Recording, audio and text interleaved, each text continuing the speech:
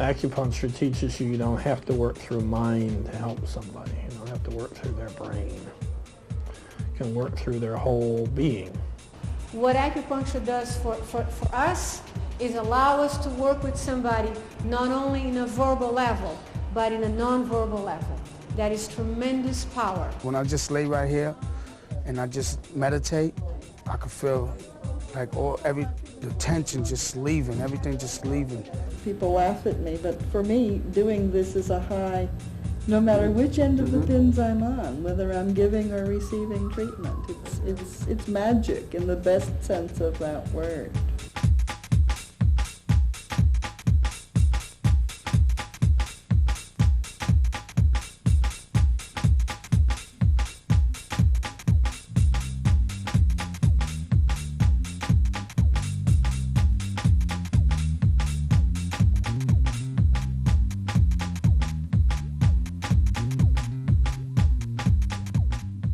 First, we were using methadone to help patients detox, and then after several years, we implemented the acupuncture.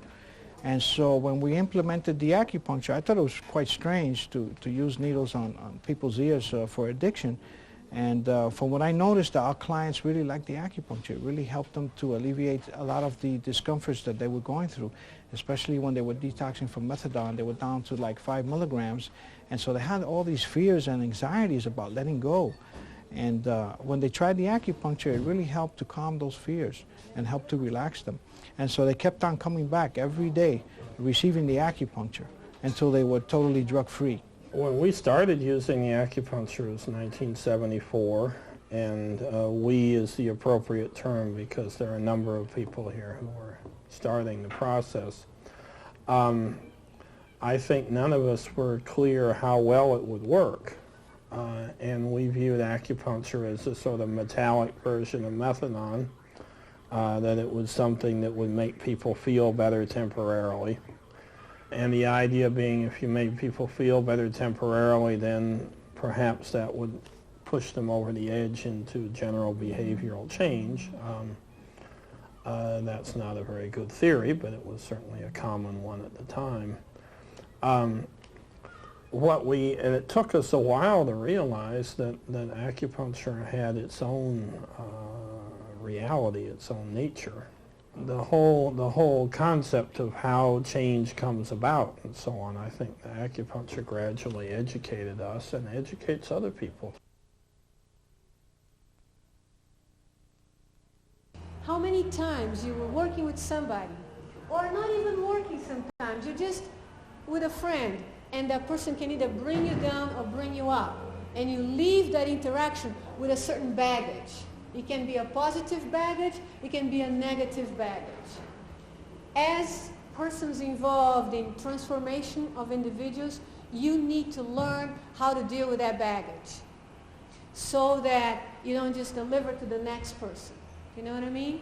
And you know about that. You have debriefing groups, you have venting opportunities, you have supervision, but now there's another technique that accesses you in spite of ourselves. That's really what acupuncture does. It reaches us in spite of ourselves because it is nonverbal. It's not a technique that says you are going to be in control because you say yes or no. It's a technique that says you're going to be in control because your body is balanced. Acupuncture can be done in a variety of settings. It can be done in a harm reduction context, in a recovery context, in a detoxification place. It can be done in settings that when folks are living with AIDS, HIV positive, when folks are dealing with mental illness, when folks are dealing with trauma, when folks are dealing with a variety of complexity of issues that are threatening to their lives at the same time. For instance, has been very successfully done in prisons, in shelters, where actually we don't even have a complete diagnosis of what is going on with an individual.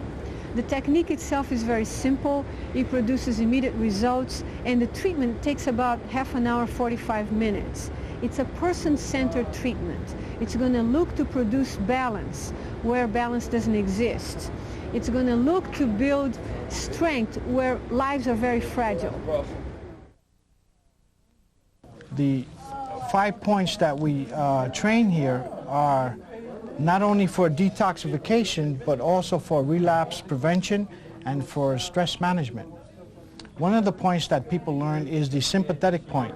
That particular point, you're placing your acupuncture needle parallel to this ridge that goes directly into the ear. That particular point, sympathetic, helps with stress, it helps with tension, and it also helps in the digestion area. Addicts, when they first come in for treatment, they feel a lot of fear and hostility. This particular point helps to calm that down. The second point that we do is called the Shan Min, and it's located with a triangle faucet, and it's located right at the corner here. Between, you have the dark pigmentation of the skin here and the light one here, and it's located right in the halfway around the rim, right in the center of the corner. It is called the Shan Min. That Shan Min point is related to, in Chinese terms, the spirit, the gate, and it helps to calm emotions. So if people are coming in feeling tense and uptight, the first 2 points that we give is the sympathetic point to help to relax them, and the Shan Min to help calm them down. The third point that we do is called the kidney point, and it's right underneath the Shan Min. The fourth point is the liver point, and the fifth point is the lung. The kidney, the liver, and the lung serves as a cleansing. In other words, people who use drugs, those toxics go into these major organs. And so these points helps to activate those organs to help take out those toxics from those major organs. Acupuncture works for somebody that is using drugs, somebody that is using drugs all the time, intermittently, on and off, somebody that is in recovery, somebody that has been in recovery for a very long time, somebody that's stressed out, somebody that is having what we would call anxiety, that is having non-tangible feelings of uneasiness. It works for people in whatever stage because it's a person-centered treatment. I think that it also works because it is a drug-free method, and it begins to send a message that the change is happening from the inside out, not from the outside in. And that is very new for a person in recovery, for a person detoxing, for a person that is using. And it starts to give them credit for the change. Today I get to do one of the biggest reasons why I came to work at Samaritan Village, and that is so that we can incorporate acupuncture in the treatment of chemical dependency, in the case detox, relapse prevention, and recovery. I believe that acupuncture in a therapeutic community setting is very beneficial because it's very complementary. It does not confront. It is something that will work and does work with those who have a very hard time having a lot of verbal behavior. Verbal readiness is not required. It also helps with people who are very stuck in their own process, stuck in feelings. It helps with fear. Acupuncture deals a lot with enabling persons to confront the fear in a very gentle way by feeling stronger, not by being afraid of feeling the fear, but simply by experiencing themselves as stronger people. I think it's important to look at the process of recovery as a mixture of different things. Part of the mixture is social peer support. Part of the mixture is advice or learning or education, having a role model. And part of the mixture is our own internal process, our own privacy and our own silence. In the Serenity Prayer that's used in 12-step programs, you talk about people. One side of the Serenity Prayer says, if I can't change something, let me accept it. The other side says, if I can change something, let me try. And then the little extra part says, and let me have the wisdom to know the difference. Let me have the evidence to know the difference. And much of drug treatment, much of healthcare and recovery and behavioral change in general hinges exactly on this issue. Do I have the wisdom? Do I have the evidence to think that it is possible I can get better? Can I change something? Am I broken? Or is it possible that something good can come out of me? Well, acupuncture is a very good way of working this out. Otherwise, we have to have people gradually learn that they're not broken, and this takes a period of time. With acupuncture, you work this problem out. I come in all fussed up, tight, frightened. Treatment occurs. I feel relaxed. I feel calm. I feel settled down. Wow, something happened. And then a lot of clients will say, well, what was there? And there was something in the needle. Must be something in the needle that worked. And this is a drug addict's question. I mean, the change, I'm not good enough to make that change. I'm not good enough to go from nervous to calm. There must be something in the needle. Something was done to me to do this. That's why I buy drugs. That's why I buy aspirin. Something is done to me. And if someone says, for instance, that you have a cold, you have a flu, no one ever seems to talk about the fact that their own immune system gets rid of this viral problem. Oh no, I need something done to me. Well, that's false. The main problem, it just went away. No, it didn't just go away. You have an immune system that made it go away. But we're very attached to the consumer's concept, right? That there's nothing good in here, so I have to buy all this stuff out here. And so there must be something in the needle. There must be something good in the needle. Well, the person comes back 2 days later. I don't deserve to relax today. I did so many bad things. I did so much problem. Needles don't care. Person settles down anyway. And now I realize there's not only something good inside me, something with potential for relaxation, real value, but what is inside me is totally forgiving. Even though there's a sin, a layer of sin up on my head somewhere, what is inside me forgives me. Every time. The person says, wow, just within me in 10 minutes of this treatment, I can see that I can be thoughtful, I can relax, I can have quiet space, I can forgive myself, I can be quiet and calm even though I was a bad person 2 hours before. Wow, all these things are there.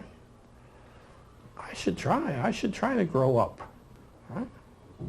I may be better than I thought I was. I should try to grow up and get a job and make friends and talk to people. My job is to teach them the 5-point location and to not only teach them but also to work with them with their fears. They have a lot of fears about inserting needles into people they have never met before. So we sort of like do a little exercise in the training room. They're asked to place it into plastic ears. So they learn the points. Once they learn the points, but they're using the plastic ear as a model. And then after they learn that, what I do is I give them some acupuncture points so they can take home needles, so they can take home and they can practice at home on a potato or on a orange or anything that they can insert it in. And then after that, we have them pair up. So they work as partners. And then when they're working as partners, they're able to insert the needles in their partner. And after they finish doing that, they look at their point location to see if their points are correct. And if they're not, and then they're taught. After a couple of days, they're able to come downstairs here to the clinic, and they start doing patients.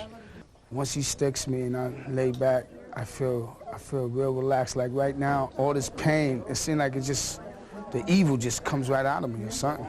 Makes me feel good, like I'm baptized. Makes me feel real good.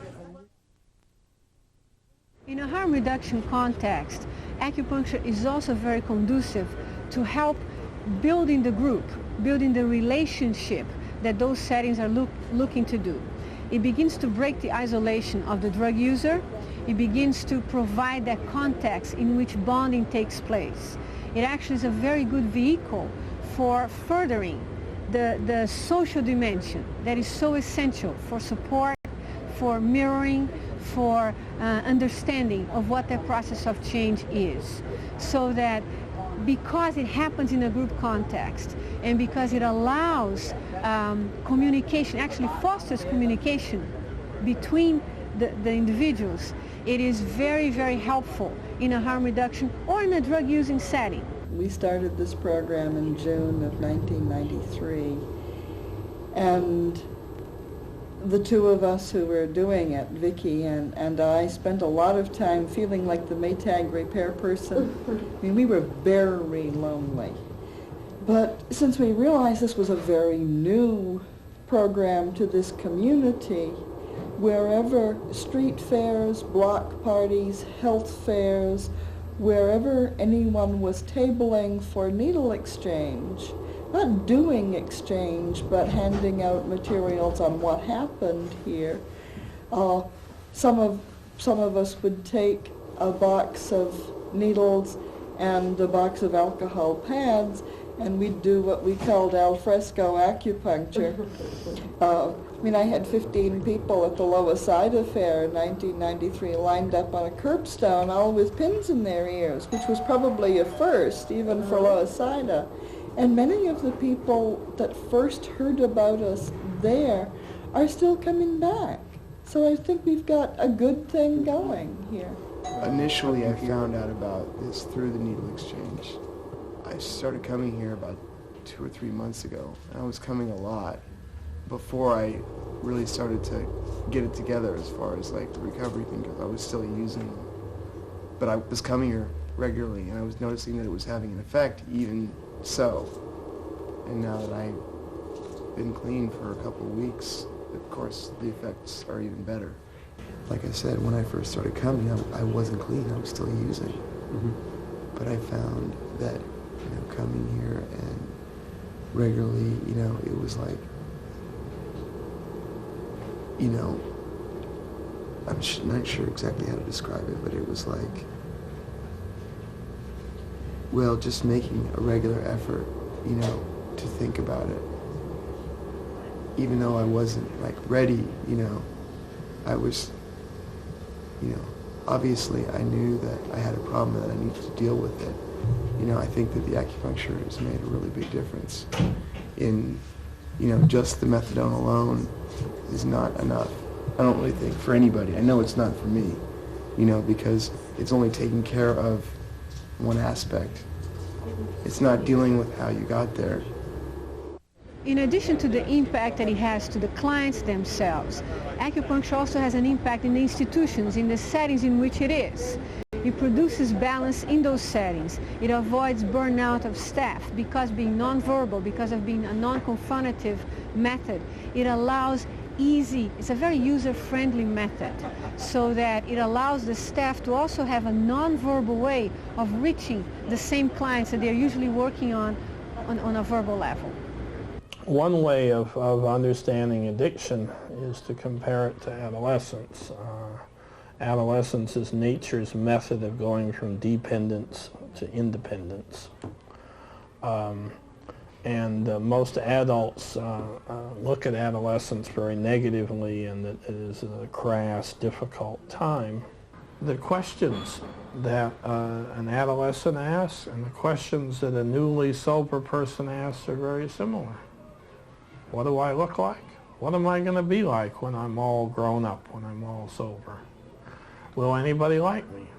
Will I like me? Will there be any place for me? Does all this mean anything? Aren't my troubles, aren't my pimples so big that everything else is just small beside it? Aren't my sins so big that how can anything overcome those things? And if you have a helpful parent that says, oh no, you're a good-looking kid, your pimples aren't very big, pimple suddenly gets bigger. Because these are things that cannot be solved by outside advice. They have to be solved by having a slow realization of who you are from inside, from a consciousness. So acupuncture is one of the very few ways, because a person in this situation can't learn yoga or Tai Chi, or they can't learn any meditation. They don't have any ego strength, any sense of anchoring to learn that. So I'm going to teach you a similar skill. The skill of being quiet, of being natural, animal skill, simple, direct, whole body skill. We offer acupuncture here at GMHC as part of SUCE's services, and SUCE is a substance use counseling and education, and we offer an acupuncture clinic 4 evenings a week, Monday through Thursday from 5 to 6:30. We offer it at that time because we find that it's easier for people to come in. A lot of the people are working, and a lot of them are coming in for individual assessments, they're coming in for counseling, they're coming in for group services, and the acupuncture is a real useful thing to happen before the services begin. Breathe in and let it go. What I see a lot is when people come in here, they're not necessarily ready to talk about any kind of specific problem. Like they'll come here saying that it was suggested to them that they come and get an acupuncture treatment, that it might be helpful for them. They won't lead on to necessarily in the beginning what it's about, but it seems to have a big connection with the services that we provide, that people are looking to make some kind of changes and they don't know where to start talking about it. And if they come here and say they're here for acupuncture, it's the beginning of them just being here, and then the conversations about why they're really here begin to happen. I started coming like twice a week, but now I try to come 3 or 4 times a week, and I just come here, they stick me, you don't even feel it. As long as you relax, you breathe in, breathe out, they put them in, and sometimes I just like zonk out for like 45 minutes to an hour, and then I wake up and I'm just ready to go and run a marathon for like a day or 2. I sleep better. I have no more cocaine or alcohol addictions. I've given up smoking. I sleep well, and just much more even. My patience and level of tolerance has increased. I'm much more focused, and this gives me time to think about things I would normally never entertain. Let's face it, how many people just sit in a chair for an hour doing nothing? But here, you put them in, and you just let your mind run free, and it works. I talk a lot. Talking is real important for me. And to see that there's another side of giving to a person in a nonverbal way was new for me. I said to myself, how can this work? If I don't talk to them, how can I know what's going on with a person? And they asked me to believe in the process of allowing the treatment to be nonverbal. And through that, I saw that in time, people started trusting me. I feel like giving the acupuncture is me being able to give something to someone else that, not that I have, but that I can play a part in. And that kind of works for me. The farmer, for instance, will plant seeds in the autumn. They leave them lay and don't touch them during the winter. And then when the plants start to grow, they put little sticks in the ground and so on to give guidance to the plant in the springtime. And that farmer has to know, what is the seed when do I help? If the seed is still deep underground and I decide I want to diagnose this person, why don't they like themselves? I'm going to dig up the ground and find that little seed. What I'm going to find is a dead seed. Because the potential for change is killed by that early exposure, that early diagnosis. And yes, the professional may have some theory they write in the paper about why the person doesn't like themselves. That's not the purpose of why we're here. We're here to help the person improve, not just to write something in the paper. And so I may have diagnosed something correctly, but if the seed died, if the possibility for change dies, then I haven't done anything. In fact, I've done something a little harmful. Acupuncture helps the therapist be more patient, and it helps stabilize this patient, the client, while seeds are still growing, while deep-seated issues are still developing. If we really want to change this, we don't need to list and worry all the time. Let's use the process of nature. Nature changes things in the right time and in the right season. So we can presume there are seeds in the air all the time, that there's the potential for change is there. And let's be a good farmer and not dig up the ground in the winter. And wait till that seed sprouts.